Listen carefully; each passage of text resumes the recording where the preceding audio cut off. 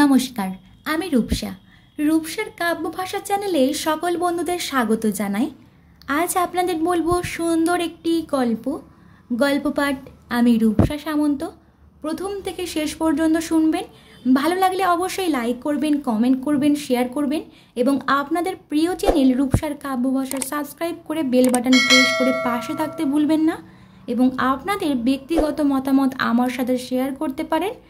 আজ আপনাদের বলবো গল্প বুঝি দেরি হলো প্রিয়। তুমি মনে রেখেছিলে? হ্যাঁ, তুমি বলবে আর আমি মনে রাখবো না, তাই কি কখনো হয়? অনেকটা দেরি হয়ে গেল, তাই না?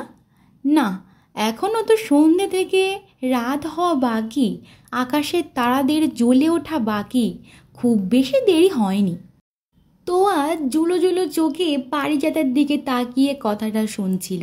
পারিজাত আকাশের নির্দেশ করে বলল, দেখো তোয়া, কি সুন্দর বাঁকা চাঁদ উঠেছে।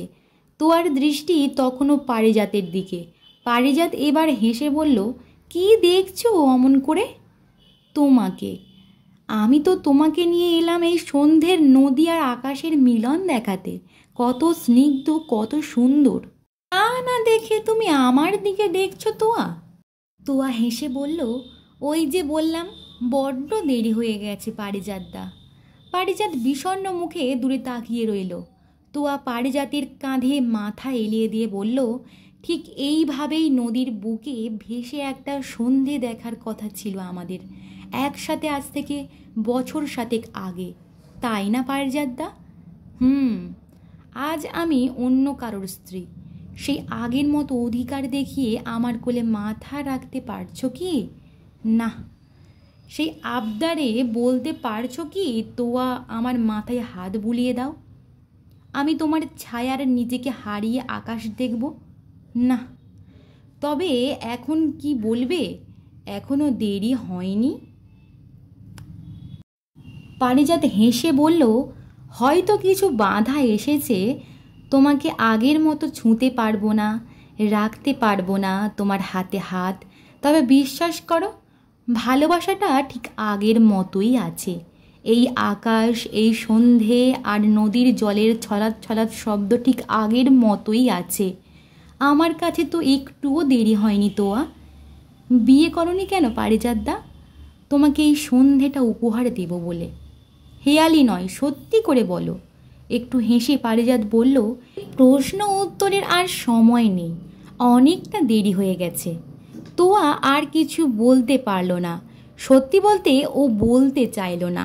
এত ভালোবাসা বুঝি অনেক কপাল করে পাওয়া যায়।